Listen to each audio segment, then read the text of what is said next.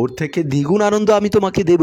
একবার রূপসীর ঘরে তো ঢুকে দেখো সাহেব, পরিবেশ গরম হওয়ার আগে এই প্রস্থান করাটাই ভালো হবে ভেবে পালিয়ে সিঁড়ি দিয়ে নিচে বাইরে আসলাম। শেষমেশ বাসায় তো ফিরবে, তখন সব কথার উত্তর জেনে নেওয়া যাবে। আবার ভাবলাম কার জন্য বাসায় ফিরবো, যার জন্য বাসায় ফেরা নিয়ে তাড়াহুড়ো করতাম সে তো এখন অন্য কারো বুকে মাথা দিয়ে কি সব ভাবছি।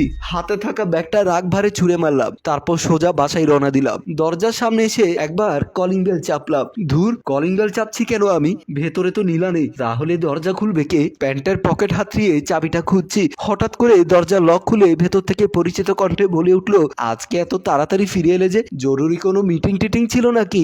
ভালোই হয়েছে এসেছো, নাস্তা করে আমাকে নিয়ে ঘুরতে বের হবে আজকে। আমি চাবি খোঁজা বাদ দিয়ে চোখগুলো মোটা মোটা করে সেই কণ্ঠস্বরের দিকে তাকালাম। ভেতরে আর কেউ নয়, আমার স্ত্রী নীলা দাঁড়িয়ে আছে, মুখে তার নির্লিপ্ততার হাসি। আমি তাকে দেখে ভূত দেখার মতো চমকে উঠলাম। নীলা আমার কাছে এসে বলল, কি হয়েছে তোমার? শরীর